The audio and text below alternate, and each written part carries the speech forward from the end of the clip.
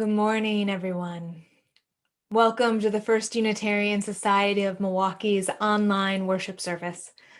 I'm Reverend Jennifer Nordstrom, and I'm honored to serve as the First Unitarian Society of Milwaukee's senior minister. We welcome people of all genders, sexualities, ages, races, ethnicities, histories, and bodies. We welcome your mind, your heart, and your spirit. We welcome all you're bringing with you today and all your heart longs to set down. I'd like to welcome you into the worship service by inviting you to repeat our first church mission after me. We gather to nurture the spirit, engage the mind, and inspire action.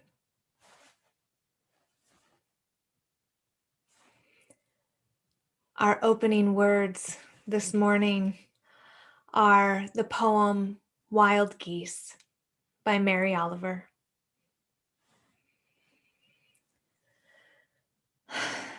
You do not have to be good. You do not have to walk on your knees for 100 miles through the desert repenting. You only have to let the soft animal of your body love what it loves. Tell me about despair, yours, and I will tell you mine. Meanwhile, the world goes on. Meanwhile, the sun and the clear pebbles of the rain are moving across the landscapes, over the prairies and the deep trees, the mountains and the rivers. Meanwhile, the wild geese, high in the clean blue air, are heading home again. Whoever you are, no matter how lonely, the world offers itself to your imagination, calls to you like the wild geese, harsh and exciting, over and over, announcing your place in the family of things. Let's go now to our beloved sanctuary to light the chalice, the symbol of Unitarian Universalism.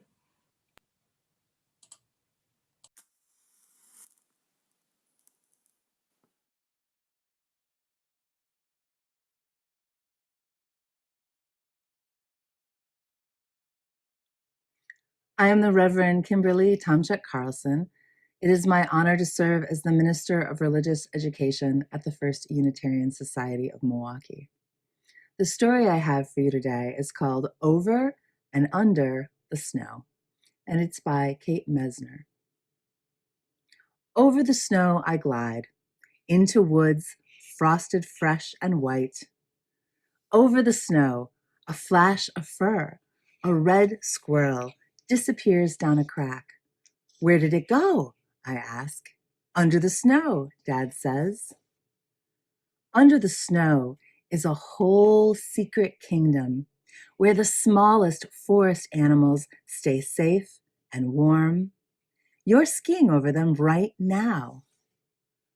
Over the snow I glide past beech trees rattling leftover leaves and strong silent pines that stretch to the sky. On a high branch, a great horned owl keeps watch. Under the snow, a tiny shrew dodges columns of ice. It follows a cool tunnel along the moss and out of sight. Look, Dad says, tracks. Tracks always tell a story.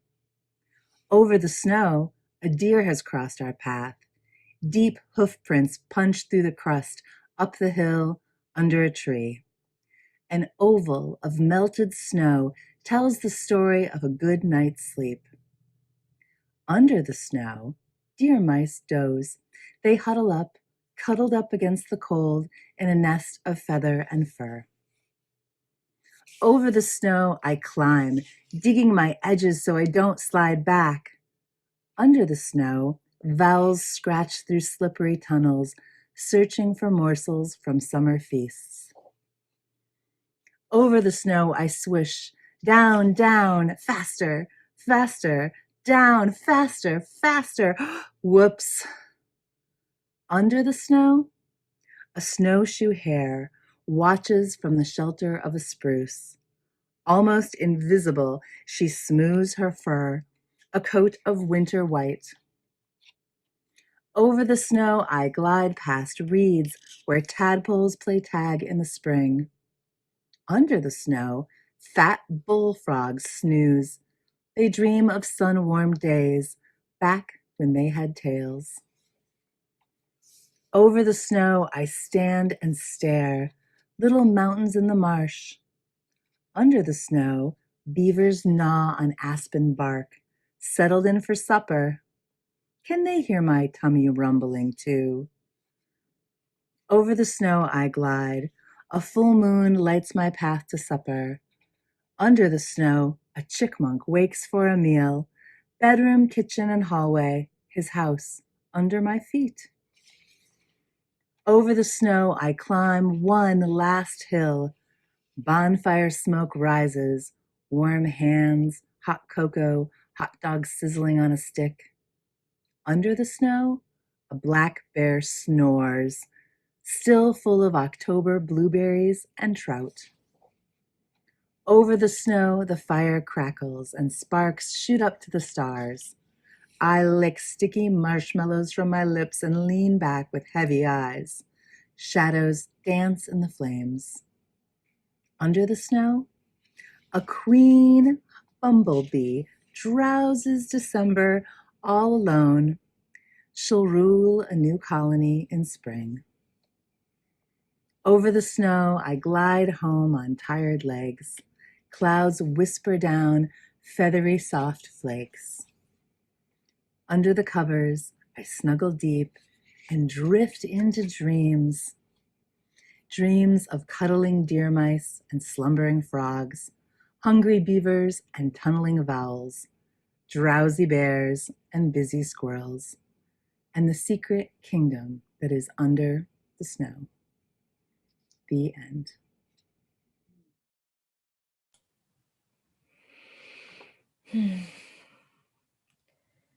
Dear ones, because of the ways our lives are all being touched by the grief and the losses of this global coronavirus pandemic, we continue our practice of lighting the COVID candle for any of our members who've had a loved one die during this period, either from COVID or from another cause. If you've had a loved one die from coronavirus or another cause during this time, and you'd like the COVID candle lit for them during a Sunday worship service, contact one of your ministers.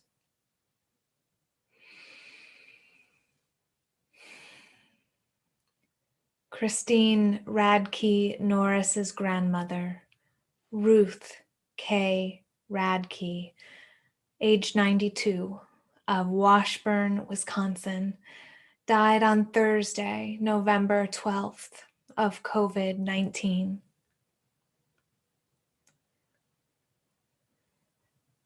Bill Sakalak's family friend, Scott Kingzett of Menominee, Wisconsin, age 72, also died on Thursday, November 12th, of COVID-19. It is our pandemic practice to light our COVID candle to honor the lives and the deaths of members' loved ones during the COVID-19 pandemic. Today, we light our COVID candle in honor of Ruth K. Radke, grandmother of Christine Radke Norris, and Scott Kingzett, family friend of Bill Sakalak's.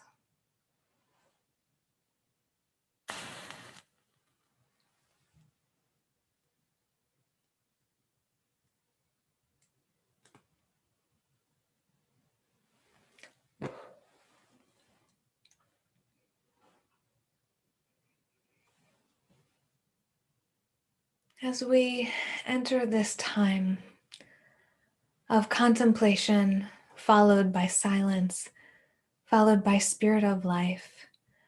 I'd invite you to just take a moment to tune into your body. Try to get comfortable in it, whatever that means to you. Maybe it means taking a deep breath.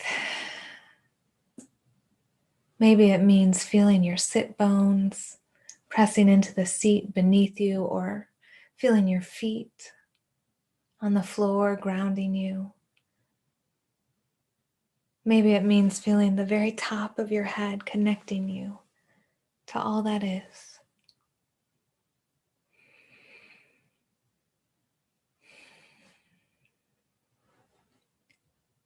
Spirit of life and love,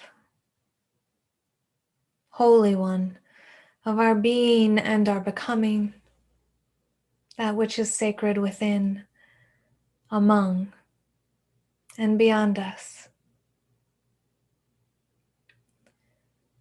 May we each know we are inherently worthy, divine, right now, in this moment, and that we need not do anything to earn our worth. May we know we are sacred in our being as we are, each and every one of us unique and beloved. Safe in that knowledge, may we do what is called for us to do in this moment, be it rest or creation or caretaking. May we listen to our bodies and our spirits and choose to act in love for ourselves and this world, secure in the knowledge that whatever we do or do not do, we are sacred, beloved, and worthy right here, right now. May it be so.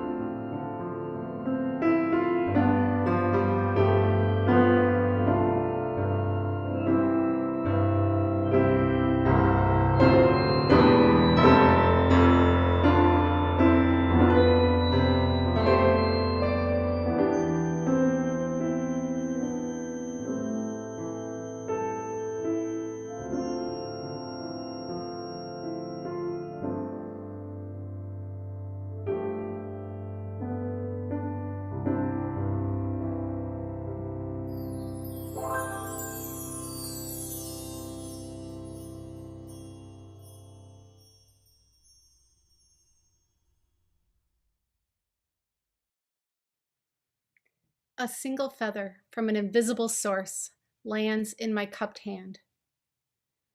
I wrote that haiku at the beginning of the pandemic, when life for me, like I'm sure many of you, came to a screeching halt. I was walking one day and I saw that feather floating down, and it inspired me to sit down when I got home and write a haiku. I committed then to writing a haiku a day during quarantine. Who knew that it would go on for so long? I did not write a haiku a day, but I would like to share with you some that I've collected over the last 10 months. Bare branches reaching, all separate but together, hope for renewal. 6 feet's like a mile when my arms stretch to hold you, and then remember. Wednesday, or is it Thursday? It also could be Tuesday. Pandemic time warp. Food pantry. People wait in cold. Hunger's face looks just like mine. Food connects us all.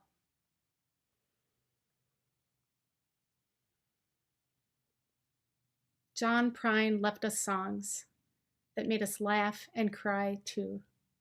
His soul in each note. The pandemic gave me time to do more cooking, which I love. And I got to make some things that I might normally buy from the grocery store, like different types of flatbreads. Tortillas, roti, pizza dough, naan, and pita. Hands turn grains to food. As spring transformed to summer, I noticed the flowers blossoming around me and the trees, and I wrote these two. Magnolia tree. All year, you're living for your flourishing moment, then bashful again. And this one about a daffodil. Your face is a smile, telling me to notice you, and I smile back.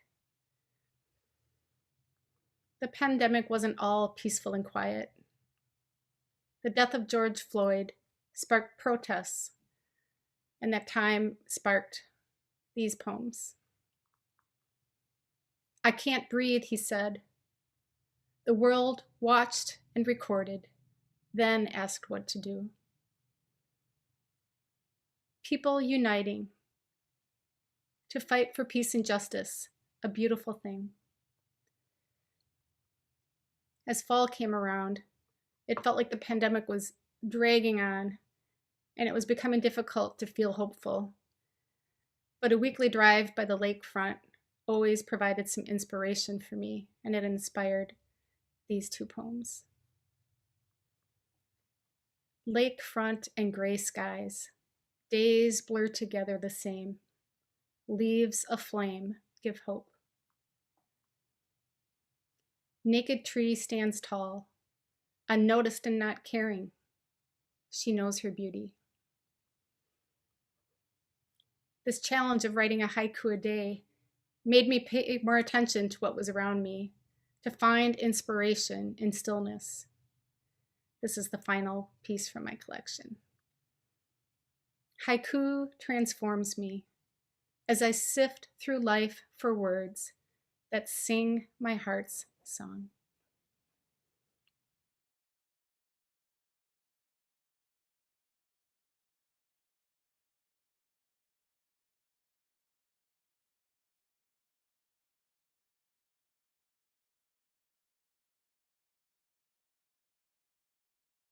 Find a stillness, hold a stillness, let the stillness carry me. Find the silence, hold the silence, let the silence carry me. In the Spirit, by the Spirit, with the Spirit giving power, I will find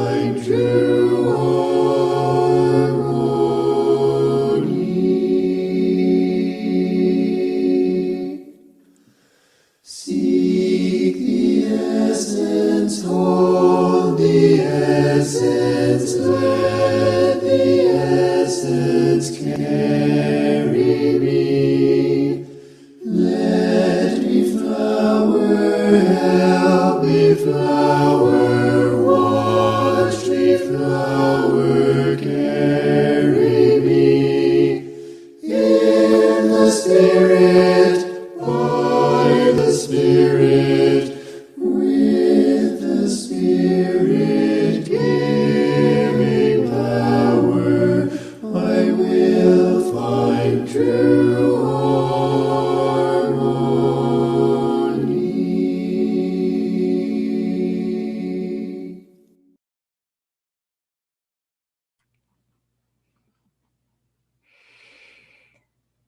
When the pandemic began, there was a flurry of activity in the sudden silence of stay at home. I saw friends making plans for writing their novel or learning a new language or finally building that back deck. I saw neighbors with new gardens, neighbors painting their houses, fix-it project after fix-it project. I had my own designs on improvement as well. I remember calling a colleague and proposing a weekly spiritual practice of theological reflection. I planned to set up a morning call with a different minister each day of the week to engage in theological reflection for pandemic times. We were going to have so much time. We were going to do so many things with all that time.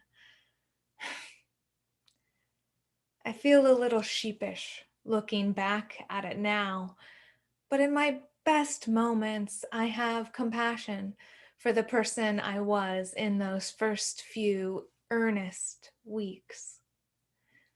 I didn't know then how exhausting the pandemic would be with its daily assault on the stress response system, its anxiety and its collective grief and trauma, let alone its specific tragedies and crises and challenges. What I really want now is rest. That's a hard thing to admit. In our society, worth is tied up with productivity. We are supposed to produce in order to be valuable.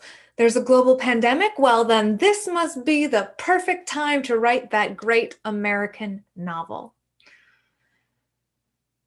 But human bodies and minds and spirits are not designed for endless productivity. Like every living thing on earth, we must rest.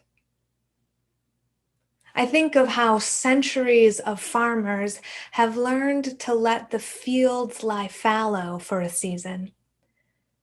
Even the ground must rest. In American capitalism, there's been some controversy around the practice of letting the ground lie fallow for a season because a fallow field does not produce profits. But not growing anything for a season lets the ground replenish itself and replenish its nourishment for life.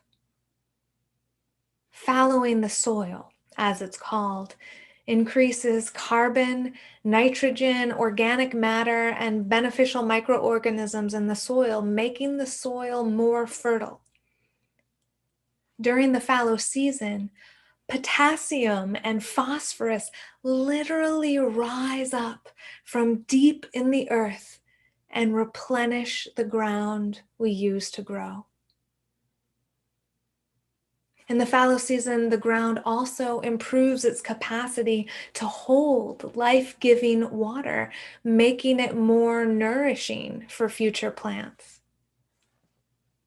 Rest makes the ground more fertile, more nourishing, and ultimately more creative.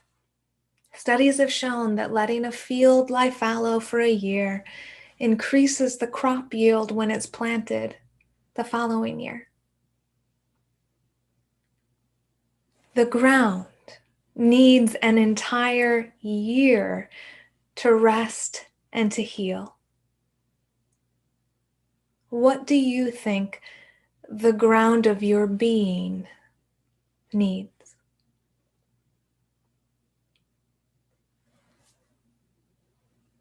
Stillness is creative ground because creativity works in rhythm with rest.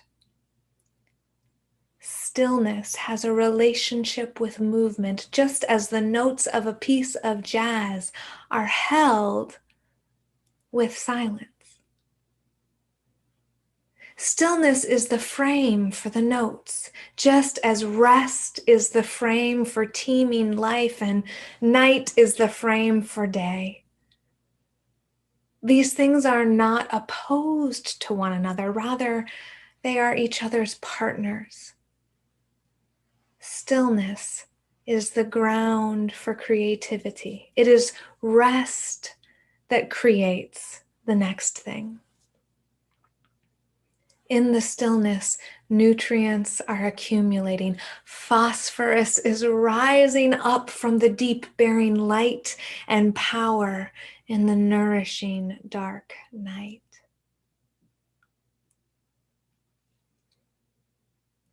In the 14th century, the bubonic plague stalked Europe. It arrived on the shores of England in 1348 when Julian of Norwich was 8 years old.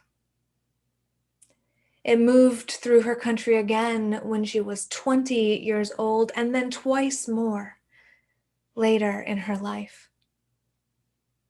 Julian survived the bubonic plague, which claimed the lives of a third of her compatriots. She became an anchoress of the church in Norwich. Anchoresses were the spiritual contemplatives and hermits of the medieval church, which meant that Julian spent her days in isolation, contemplation, and prayer. As an anchoress, she was one of the few women with spiritual authority in the medieval church. There were only around 200 anchoresses in all of England in the 200 years between the 13th and the 15th centuries. Dame Julian, as she was called, lived a quiet life of contemplation and isolation for more than 20 years, although she did see visitors who came to seek her spiritual counsel. When she was 30 years old, Dame Julian had a series of divine revelations in which she had visions of God and of Jesus and of the nature of existence.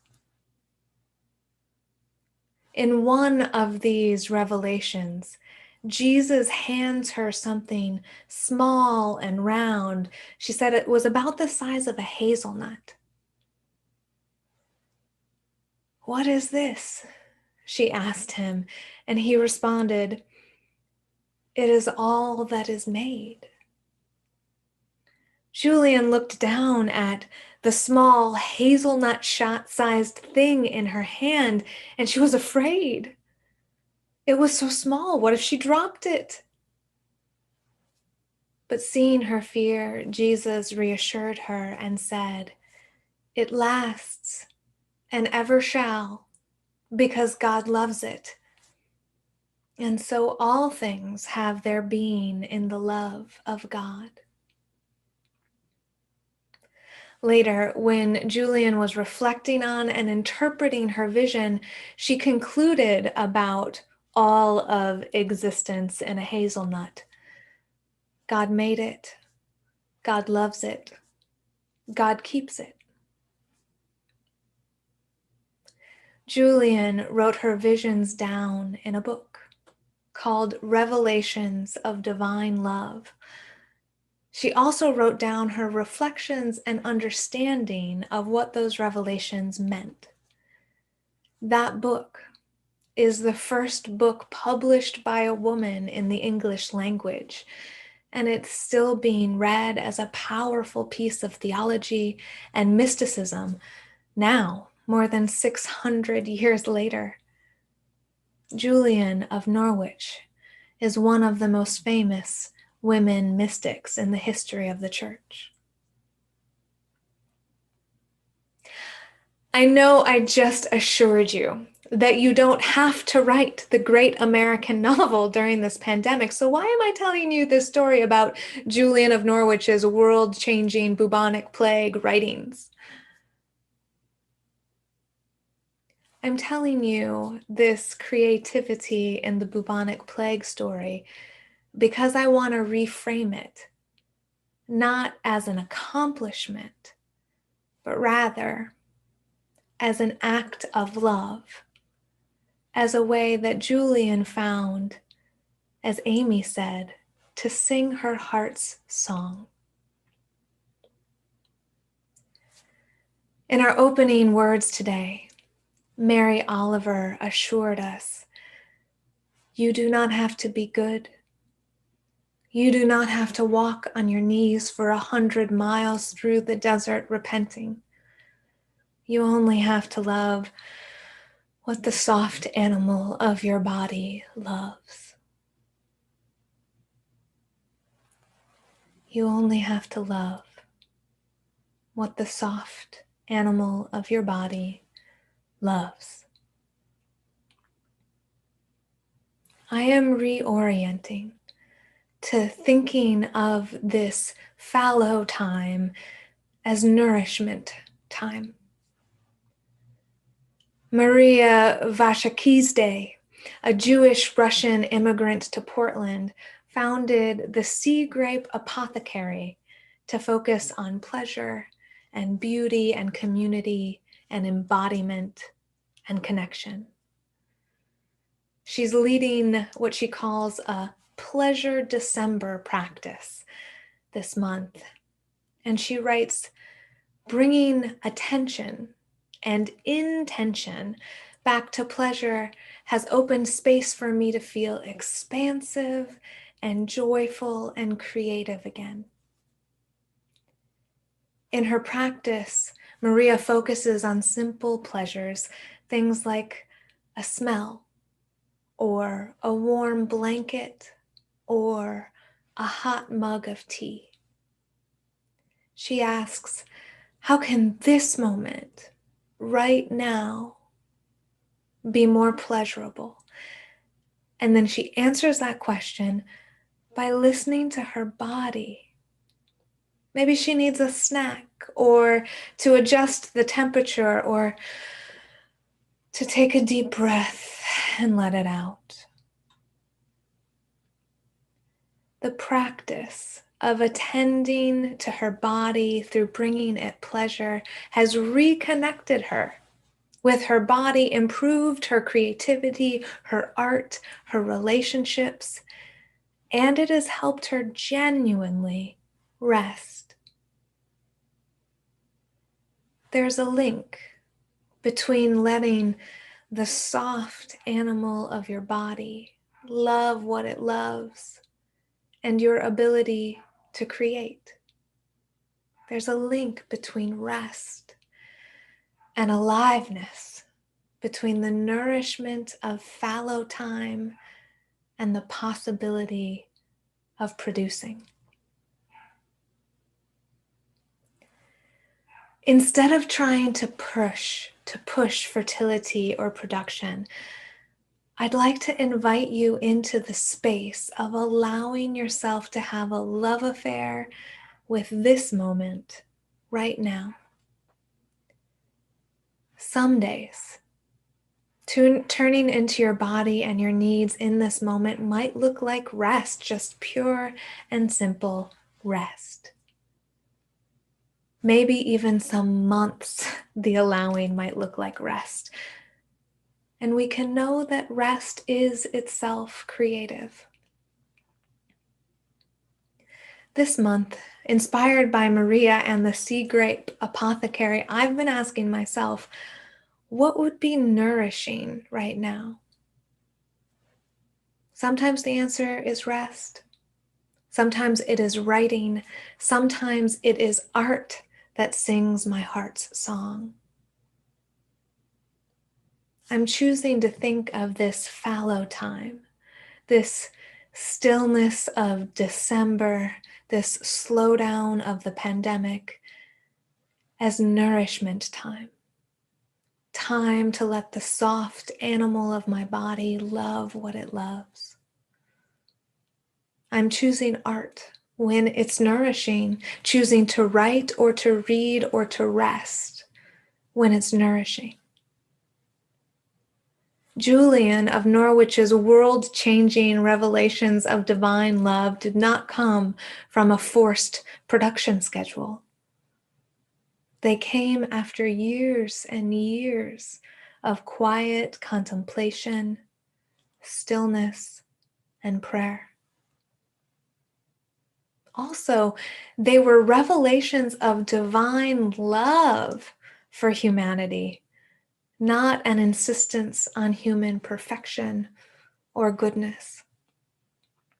Regardless of what we do, Julian of Norwich famously wrote, "All shall be well, and all shall be well, and all manner of things shall be well."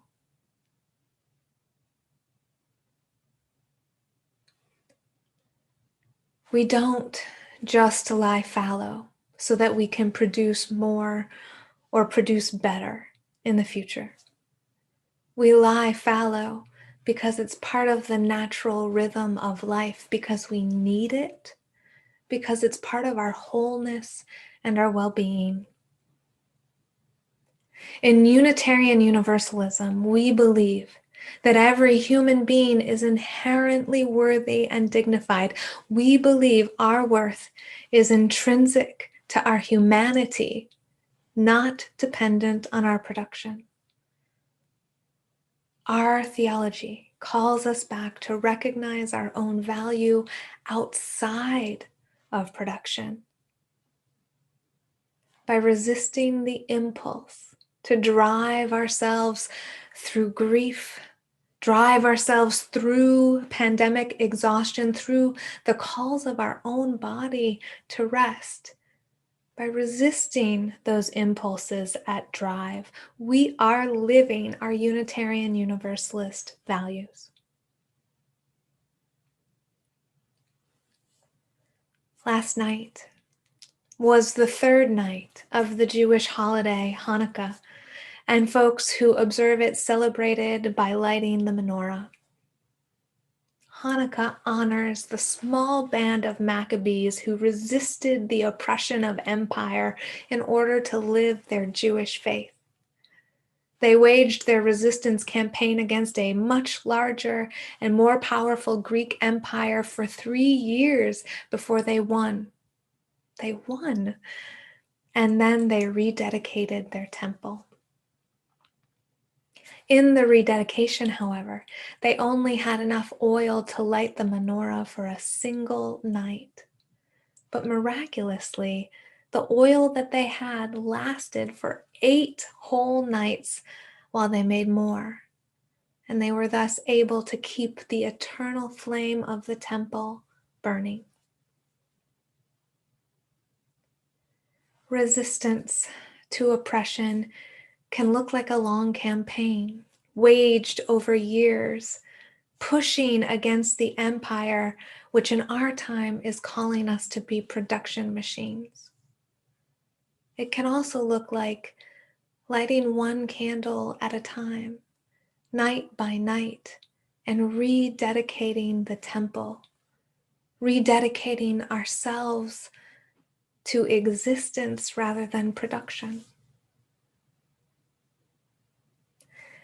In addition to being in the middle of the Jewish holiday of Hanukkah right now, we're also in the midst of the Christian season of Advent.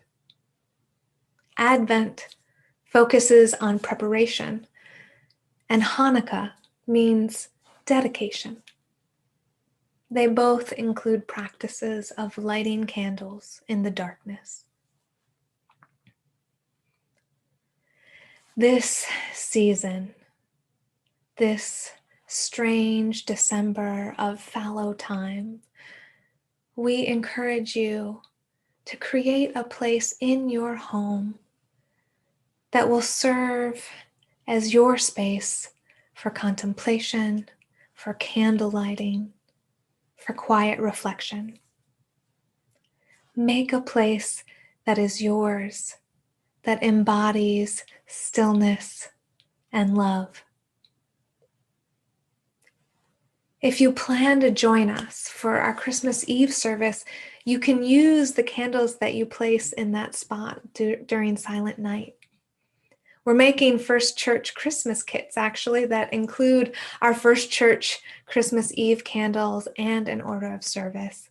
You can come to church to pick one up outside, masked and socially distanced, and receive a blessing from one of your ministers. Or if you're physically unable to make a pickup, you can request that a pastoral care provider deliver a kit to you. Pickup and blessing times begin this week, and they're posted on our website and our Facebook page. And Amy's going to drop one in the chat right now, a link in the chat right now.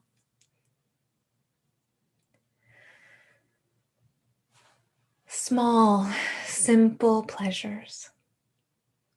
Lighting a candle. Feeling your body. Insistence on rest. And living to exist rather than produce. Push against the empire of production like steady lights. They balance the big, wild campaigns with a daily lived resistance of pleasure, stillness, and rest. Stillness is not just the frame of the jazz notes. The notes are also the frame for the stillness. An experience you'll have a chance to witness in just a moment as it's demonstrated in our offertory.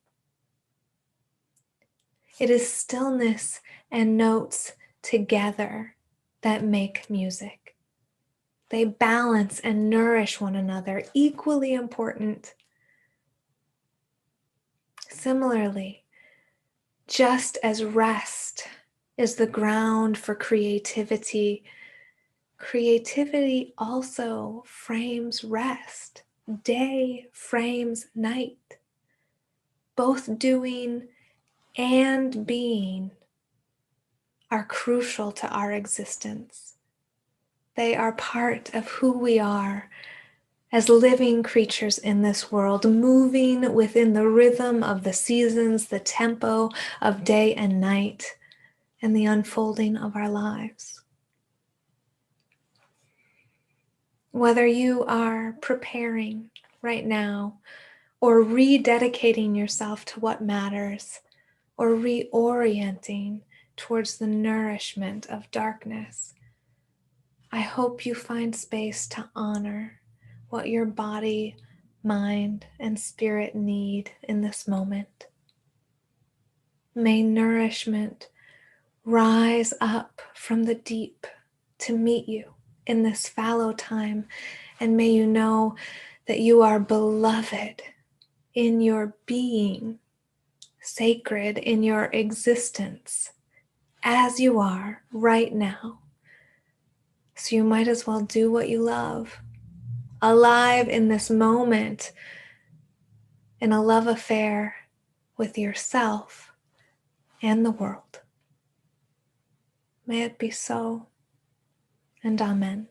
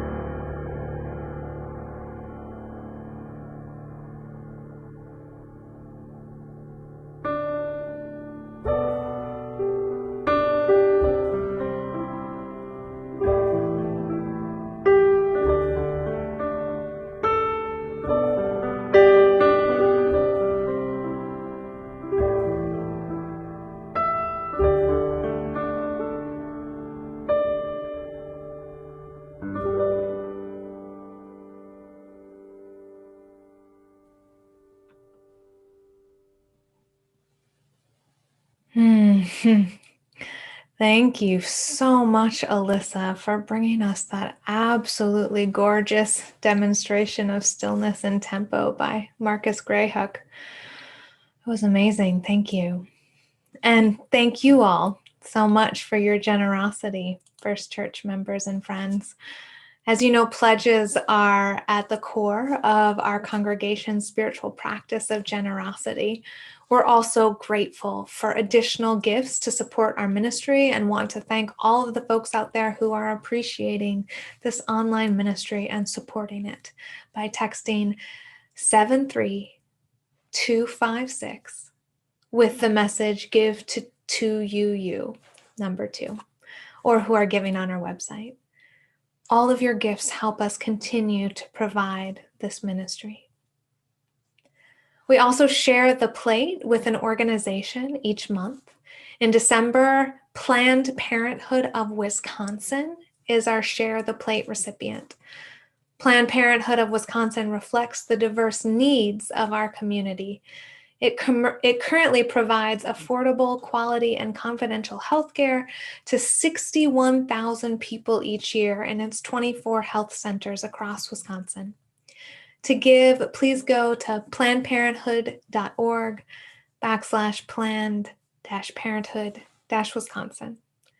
You can see these options on your screen right now, and they will live on in the YouTube comments section of this video after worship is over. So thank you so much for giving, either right now or when you come back later and make a point to give either to First Church or to our community partners. Your support keeps us and our community partners going. Thank you.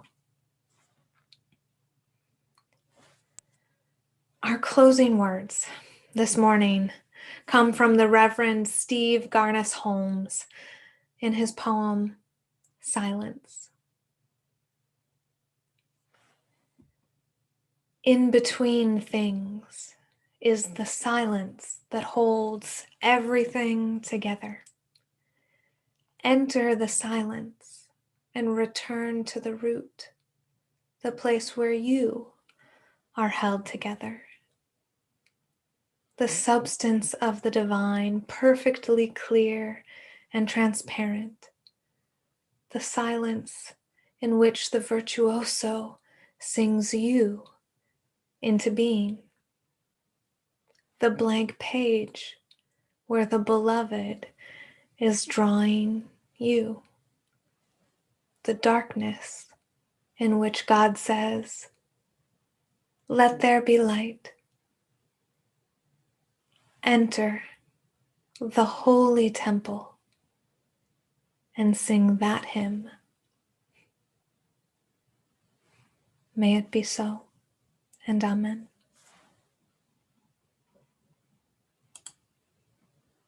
We are going, heaven knows where we are going. we know within, and we will get there. Heaven knows how we will get there, but we know we will. Whoa, yeah, yeah. Whoa, yeah, yeah. Whoa, yeah, yeah. Whoa, yeah, yeah. Whoa, yeah, yeah.